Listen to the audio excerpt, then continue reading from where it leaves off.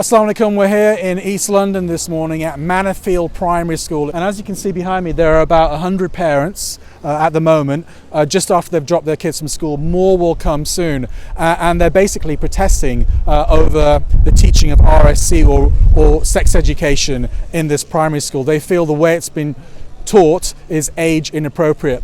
So we actually haven't seen protests like this since a couple of years ago in Birmingham, where Muslim parents were up in arms over the teaching of sex education in primary schools, and that caused a national media firestorm.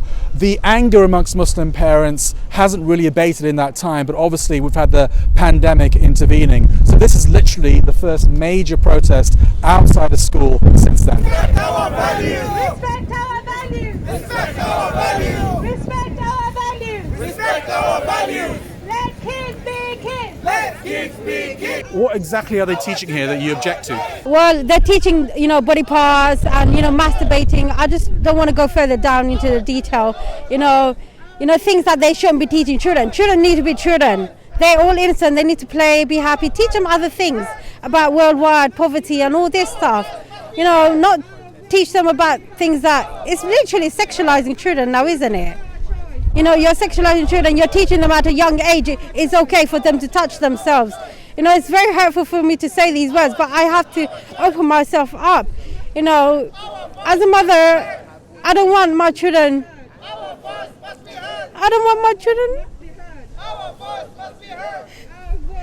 I'm very afraid of my autistic son.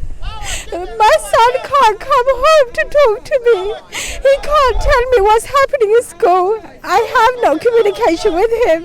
That's the hurtful thing. I told them, can you have my children to be abducted? He said, no, that can't happen. So it's like my child has to forcefully be doing things that he doesn't even understand. And you feel as though the school is just not listening to you? No, of course not. The school is not listening at all. They're not listening at all. No consultation, no nothing. The school has decided that, they're going to sort of dismiss all the parents' concerns. We've tried a number of times, so we've sent letters, we've held standing protests outside the school, but as of yet the school still hasn't decided to engage with us. Our demands are very simple. DFE has given guidelines as to what needs to be included, but the school has decided to go above and beyond that and include things that aren't statutory. So we want the school to address the concerns of the parents, have a sit down with us, open that dialogue to say this is our concerns, this is what we want addressed, and we're within our rights, within the DFE guidelines to demand that. And I want every parent here to understand that as a parent, we are the primary carers for our children. So it is our right, it is our democratic right to stand here and protest and say, you are not going to decide what our children get taught without our consent. Yeah, this is an important matter. We shouldn't think the school decides.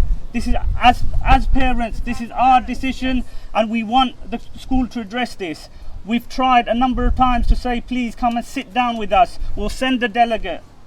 But they've chosen not to because they feel that the parents won't stand and make a statement, won't stand and have their voices heard. If we stand united, they'll take note.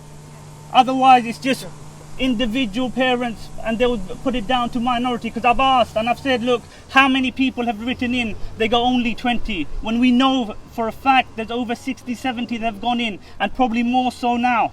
So the question is, why is the school deciding not to hear our concerns? Why are they including things that aren't part of the curriculum according to the DFE? There's a lack of trust now with the school. Up to now, we respect the school, we respect the teachers, they do a lot for our children. But why is there no transparency here related to this subject? We have a right to know what is being taught to our kids. We invest in our kids, we work 9 to 5 for our kids. 100%.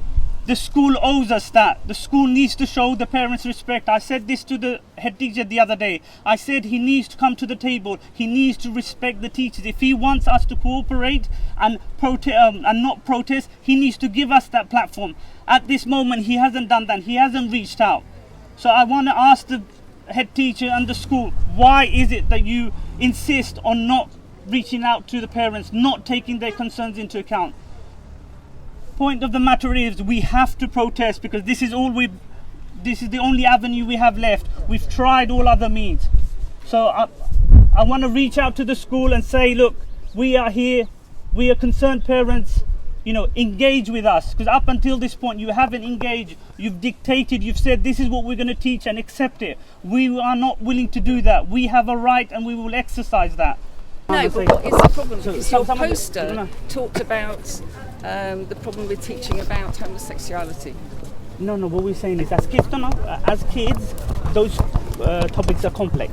So it says, but the DfE says that they can be taught within their schooling life. So leave it to secondary school. That's what it. No, it doesn't say that. The guidelines are that it has to be taught by the ages of 9 to 11 in primary school, and by the end of primary school, actually, school children need to know about adolescence and what puberty means. That's you fine. Can't teach about puberty unless you teach, and also that school students need to know about the world in which they live and in the world in which we live. I totally understand. That but that's are the duty. gays and lesbians and fine, transsexual people. Right. Well, youngsters need to know about that. That's fine. And but they do when know about but it. that's when it's age appropriate. So as a parent, that's my decision to teach. So as an example, he's got someone in his school who's gay.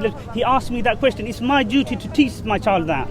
I'm not going to shy away from that. I think schools have a duty to make sure every child in the country But different has children access. are different. Children are different. Their understanding are different. Some I agree. struggle But with those schools type of concepts. Schools actually have to deal with that all of the time. That's for parents.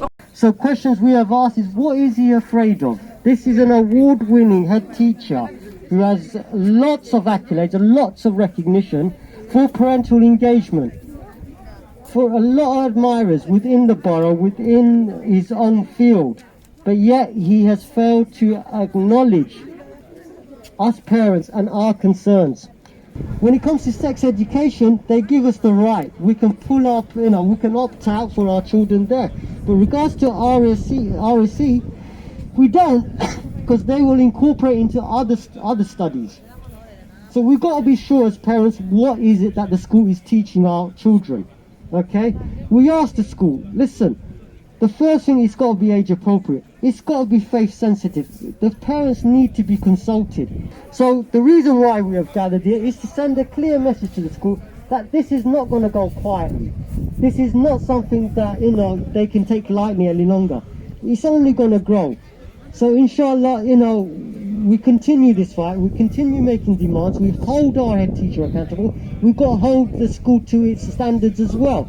Our voice must be heard! Our voice must be heard! Our voice must be heard! Our voice must be heard! Resign now! Resign now! We want you to resign now! We want to resign!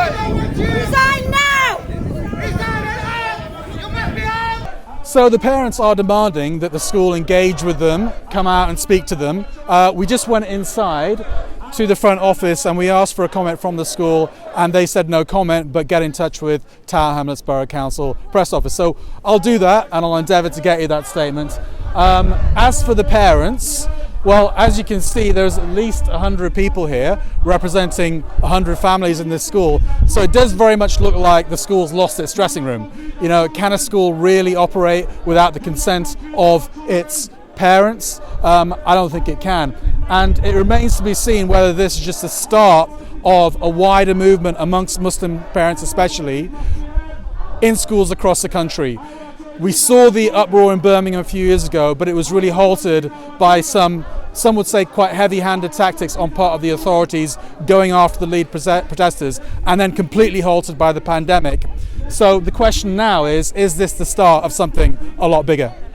Our voice must be heard! Our voice must be heard! Our voice must be heard! Our voice must be heard!